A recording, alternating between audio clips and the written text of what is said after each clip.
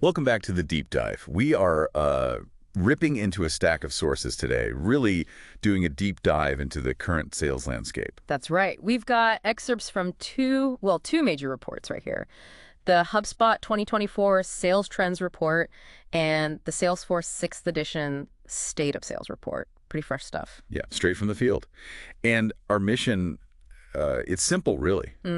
We're cutting through all this data to pull out the absolute key insights, what you need to know to be, instantly up to speed on sales right now. What are the challenges? Where are the opportunities? How's it all changing? Exactly. And it's a fascinating picture. On one hand, yeah, the data confirms it's tough out there. Economic pressures, competition, it's real. But sales are growing. But yeah, surprisingly, sales revenue is actually growing for a lot of companies. And the key thing these reports show is, well, this growth isn't happening because things got easier. Right. It's happening despite the difficulty. It's because teams are, adapting. They have to. The pressures are different now. Okay, let's unpack that. So first off, that challenging environment you mentioned, the sources are pretty clear, especially looking back at, 2023? Yeah, 2023 was a big one. Inflation, budget cuts, the classic do more with less mantra. HubSpot really highlighted how these outside forces just made selling itself harder. Sales pros felt it. HubSpot's data, 54% agreed selling was harder. They mentioned specific things. More competition. It's harder to get to decision makers. Sometimes lead quality isn't great. And deal cycles. They're getting longer. Definitely not a walk in the park. No. But here's where it gets kind of weird, right? Yeah. A bit paradoxical. Despite all that, HubSpot says most sales pros are still meeting or even beating their goals. Right. And Salesforce found that, get this, 79% of sales teams actually increased revenue last year. 79%. So sales are growing. This is where you got to look closer, though, because while the company revenue is up, Salesforce points out a big issue for individual reps. Okay. 67% of reps don't actually expect to hit their quota this year, and 84% missed it last year. 84% missed quota. Wow. Yeah, so company revenue is climbing, but individual reps are struggling to keep up. It kind of suggests maybe the goals are outpacing attainment, or maybe how that revenue is being generated. It's just different now. And maybe part of it is just how reps spend their day. Both reports really hit this hard. It's a recurring theme, isn't it? Yeah. Reps spending so little time actually selling. Oh, absolutely. HubSpot puts it around, 33%? Salesforce says 30%. And that number, it hasn't really budged much over the years. It's kind of shocking. So where's the other 70% going? That's the productivity killer. 70% is non-selling stuff. We're talking manual data entry, loads of admin, generating quotes, endless internal meetings. Yeah. I mean, it's part of the job, sure, but it pulls them away from actually talking to prospects, engaging with customers, the high-value work. Which leads us straight into the next really big shift these reports talk about. Yeah. The buyer. They're not just a bit more clued in, they're fundamentally different. Totally different. HubSpot found, I think it was 96%. Yeah, 96% of buyers do research before they even think about talking to a rep. 96%. And maybe even wilder, 71% prefer doing that research on their own. Like solo, they don't necessarily want to talk to a salesperson right away. So they're using everything. Websites, reviews. Everything. Even AI tools now, apparently, to compare products and options before a human ever gets involved. Okay, so if buyers show up knowing a lot already, and they kind of prefer self-service for the basics, what does that mean for the sales rep? Just listing features seems, pointless. Completely obsolete, yeah. The reports really emphasize this. Reps can't just be feature lists anymore. They need to be consultants, trusted partners. Right. The value shifts. It's not about giving basic info anymore. It's about tailored use cases, showing the specific ROI for that buyer situation, having deeper, more personalized chats. The buyer knows the what. They need the rep for the how does this fix my specific problem. And this self-serve thing, it's not just B2C anymore, right? It's big in B2B now, too. Oh, yeah, big time. Companies are actively offering ways for businesses to buy without talking to anyone first. HubSpot's data shows 64% of B2B pros offer self-serve options. And is it working? Apparently, yes. 85% say it's effective, and 52% say their B2B customers are actually using these tools more than they used to. So things like what? Recorded demos, free trials. Exactly. Pre-recorded demos, free trials, customer stories, user reviews, chatbots, all that stuff. It lets buyers move at their own pace, which fits with that preference for doing their own digging first. But here's the kicker, right? The Salesforce report found this disconnect.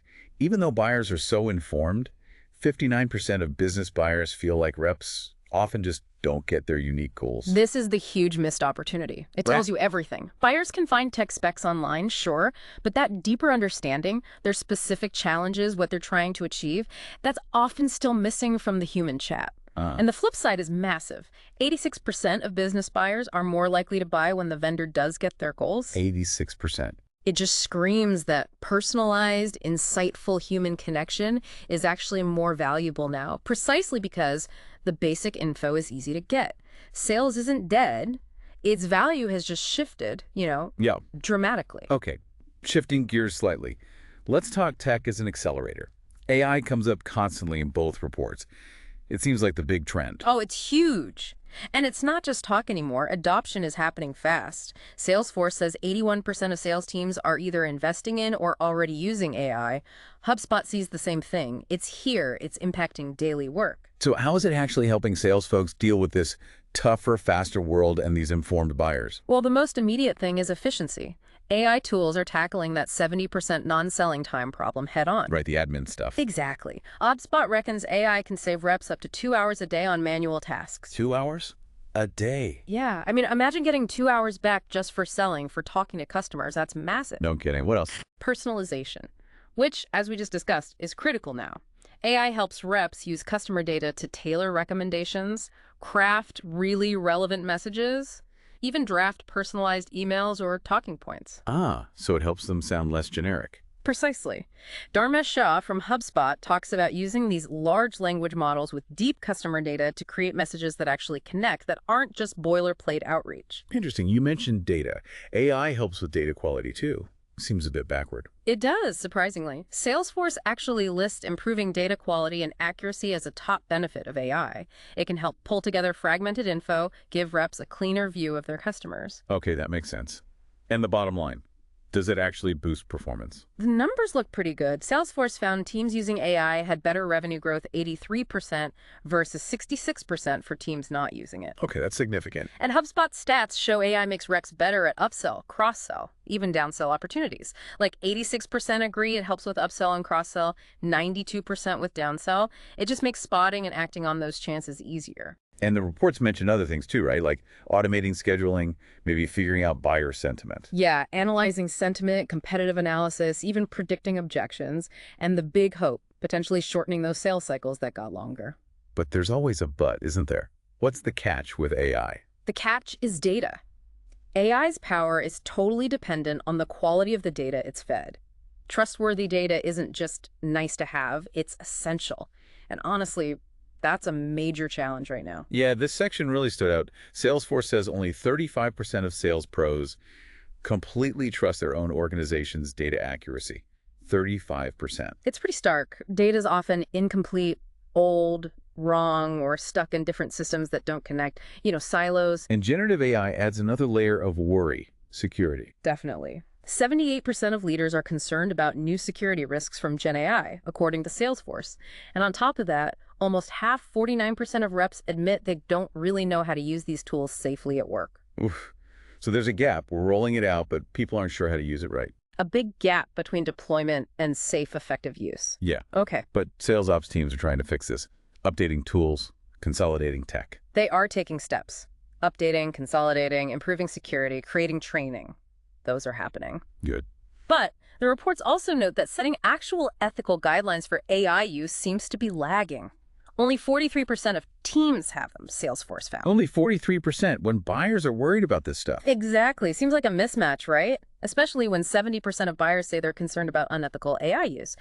There's a potential trust issue brewing there. And this whole poor data quality thing, Yeah. it's not just about AI. It messes up basic stuff too, like forecasting. Absolutely. Accurate forecasting, managing performance fairly, getting real insights into accounts, all that relies on good data. It's like, trying to build a really fancy car engine on a shaky, unreliable frame. It just doesn't work well. So, okay, we've got this tough environment. Buyers have changed. AI is a powerful tool, but needs good data.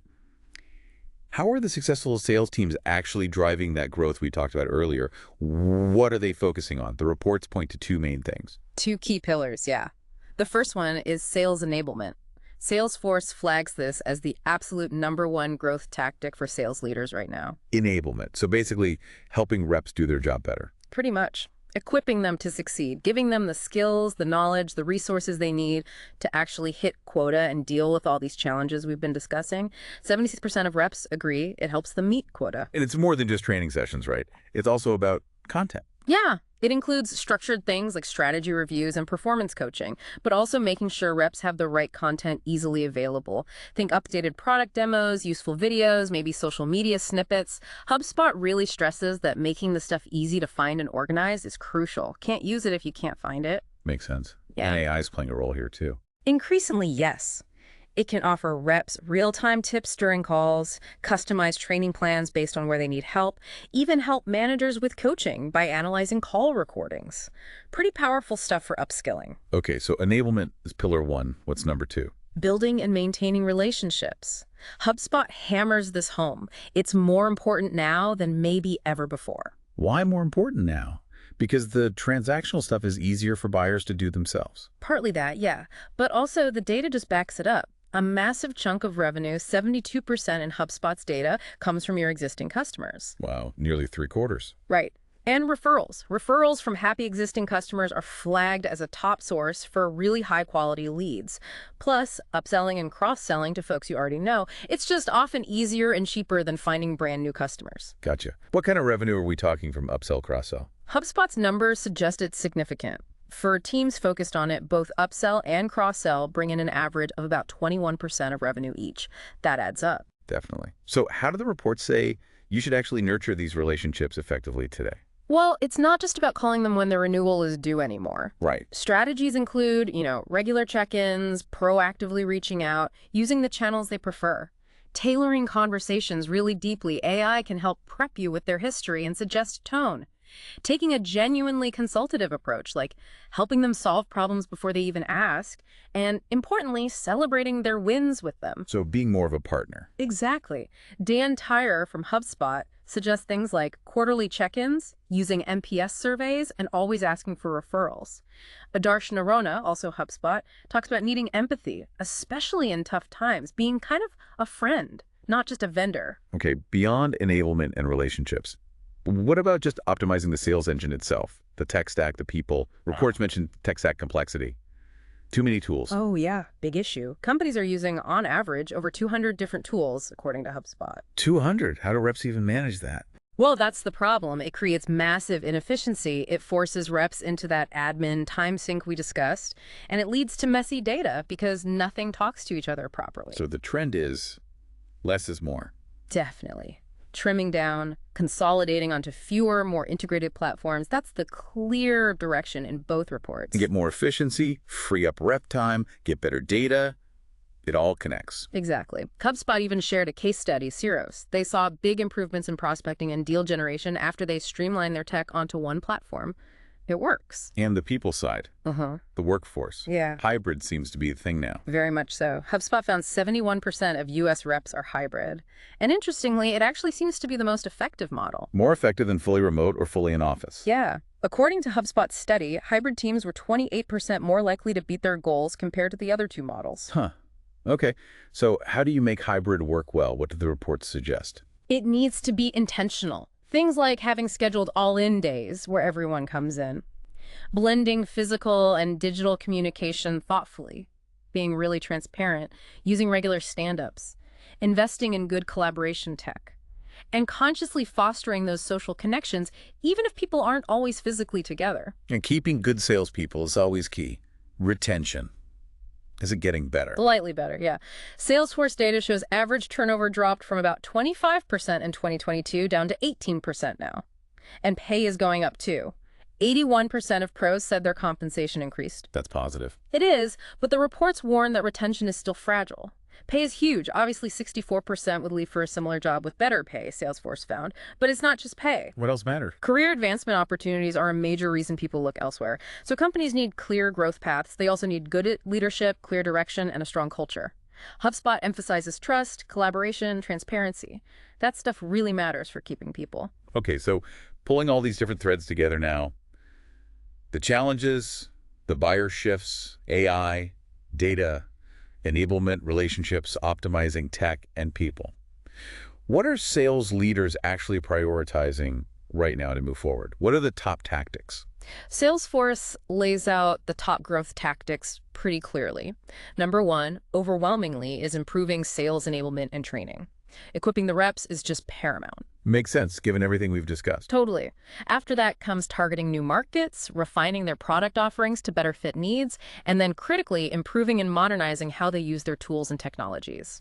So it's a mix of people, strategy, product, and tech. Exactly. It's a holistic approach. Wow, that was a really thorough deep dive. We covered a lot of ground there. We really did. I mean, you see this picture emerge, right? Sales teams are navigating this genuinely tough climate, but they are finding growth. How? By adapting to these incredibly informed, self-sufficient buyers. Right, and by using AI strategically. Using AI for efficiency, for personalization, but also grappling with the fact that it needs clean, trustworthy data to actually work well.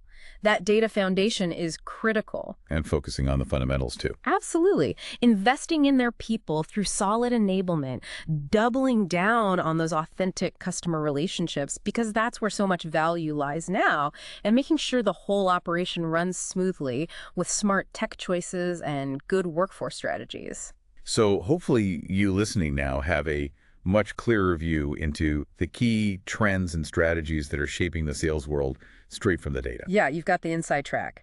And maybe as you think about all this, here's a final thought to chew on. In a world where AI can crunch the data, automate the routine tasks, and buyers can find basic info themselves, how do you maximize the uniquely human element of selling? You know, building real trust, showing genuine empathy, delivering that kind of tailored insight that tech alone just can't replicate. What does that mean for where you need to focus your own time and energy? Definitely something to think about. Thanks for joining us for this deep dive.